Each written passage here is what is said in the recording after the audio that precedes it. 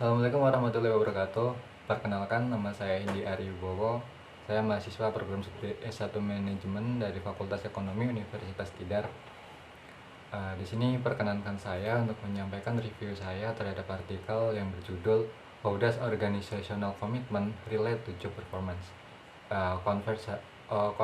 Conservation of Resource Perspective. Penelitian ini ditulis oleh Lincoln Yusufei Sango, King Xion, Tedirek, Weng, Enhuahu, Johari Abdulkitule, dan Ki Yingfang tahun 2019.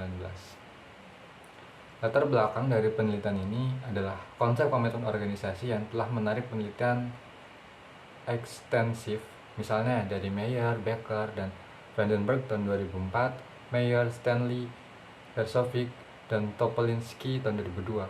Karena tautan dengan banyak hal yang diinginkan seperti kinerja pekerjaan yang tinggi, misalnya penelitian dari Van Scooter tahun 2000, pergantian yang rendah, misalnya dari Penny dan Huffman tahun 2005, dan kepuasan kerja yang tinggi, misalnya penelitian dari Yosef tahun 2000. Mayer dan Allen pada tahun 1991 membedakan antara komitmen organisasi afektif atau AC, normatif NC, dan continuance atau CC. Dengan banyak penelitian yang mendukung perbedaan, misal Dunham Group dan Castaneda tahun 1994. Keyakinan model 3 komponen menurut Meyer dan Allen tahun 1991 dan 1997 adalah bahwa mereka memiliki hubungan yang negatif dengan pergantian, tetapi dengan hasil organisasi lain seperti kinerja, hubungan AC dan NC itu memiliki hubungan yang positif, meskipun lebih kuat untuk AC, sedangkan untuk CC baik negatif atau tidak ada hubungan. Metode penelitian dalam penelitian kali ini, penelitian ini memanfaatkan data dari karyawan yang bekerja di perusahaan asuransi besar dengan operasi di Afrika Timur dan Tengah. Selama lokakarya perencanaan tahunan perusahaan tahun 2016, kuesioner dikirim ke 836 perwakilan penjualan dan supervisor mereka, sekitar 75% dari total karyawan di wilayah tersebut. Untuk berpartisipasi dalam penelitian, kuesioner anonim dibagikan dengan kode 01.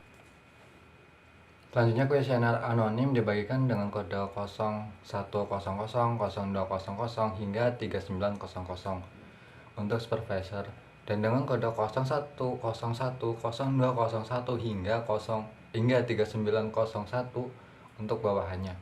Dengan pendahuluan yang menyoroti tujuan dan kerahasiaan penelitian, setiap karyawan mengevaluasi komitmen organisasi mereka sendiri dan perilaku pemimpin supervisor, sedangkan supervisor mengevaluasi prestasi kerja bawahan. Sebanyak 452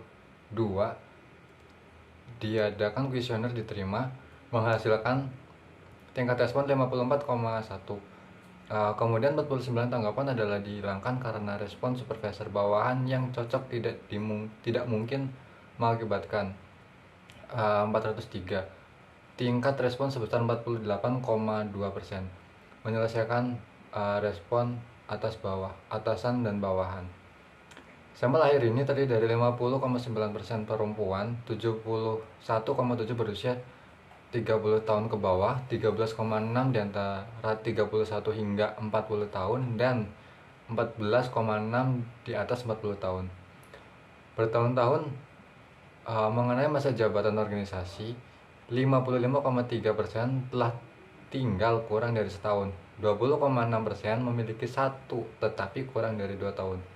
Kemudian 24,1% memiliki 2 tahun ke atas. Pembahasan dari penelitian ini adalah hasil interkorelasi antara variabel penelitian pada tabel 2 menunjukkan perilaku transformasi adalah bertentangan dengan teori, berhubungan negatif dengan prestasi kerja. Pemeriksaan lebih lanjut terungkap seperti yang ditunjukkan pada tabel 3, korelasi transformasional dan transaksional dengan prestasi kerja adalah konsisten dengan teori yang mempertimbangkan karyawan dengan masa kerja organisasi 2 tahun ke atas. Padahal tidak sesuai dengan teori untuk masa kerja di bawah 1 tahun. Juga, sedangkan komposisi karyawan dengan masa kerja di bawah 1 tahun sebagian besar di bawah 30 tahun atau sebesar 73,1%, bahwa karyawan dengan masa jabatan 2 tahun ke atas sebagian besar di atas 30 tahun atau 94,9%. Juga secara kumulatif, mayoritas dari responden berusia di bawah 30 tahun sebesar 42,9%. Karena untuk pekerjaan perwakilan penjualan, organisasi biasanya memiliki dorongan rekrutmen tahunan untuk lulusan baru dalam program yang dijuluki pelatihan pasca sarjana. Negara studi memiliki tingkat pengangguran kaum muda tertinggi sekitar 22% menurut France tahun 2014. Sehingga lulusan cenderung mengambil peluang kerja apapun untuk penghasilan sebagai mereka berharap untuk mendapatkan kesempatan kerja yang lebih baik. Konteks ini memiliki implikasi untuk kecocokan orang. Pekerjaan di mana individu mengambil pekerjaan yang tidak harus dari pelatihan mereka, tetapi untuk manfaat yang dirasakan. Jadi, itu kurang mengejutkan bahwa mayoritas responden masih muda dengan karakteristik CC dan organization karena perbedaan kecocokan orang dan pekerjaannya. Juga merupakan mengejutkan ketika responden menganggap pemimpin mereka lebih bertransformasi tingkat kinerja rendah dibandingkan dengan ketika mereka menganggap para pemimpin lebih transaksional. Kesimpulan dari penelitian ini adalah untuk meningkatkan pemahaman kita tentang komitmen organisasi dan asosiasi kinerja pekerjaan, misal dari Mayer tahun 2004, Wade dan Bonnet tahun 2002, kami mengambil perspektif sumber daya seperti Hopfall tahun 2001 untuk menjelaskan asosiasi. Kami mengemukakan pertama, sifat sumber daya yang diinginkan oleh karyawan berbeda dan bergantung pada alasannya untuk komitmen, dan yang kedua, karyawan terlibat dalam upaya kinerja ketika mereka dapat mengumpulkan dan atau melestarikan sumber daya pusat.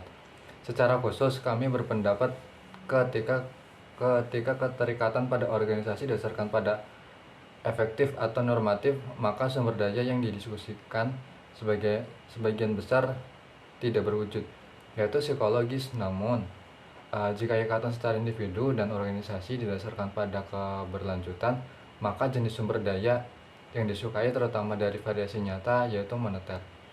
Selain mempertimbangkan dasar untuk moderator, hubungan, komitmen, dan kinerja, kami memperluas cakupan kondisi batas lingkungan sekitar asosiasi di luar perilaku kepemimpinan. Sekian presentasi dari saya, kurang dan lebihnya kami mohon maaf. Assalamualaikum warahmatullahi wabarakatuh.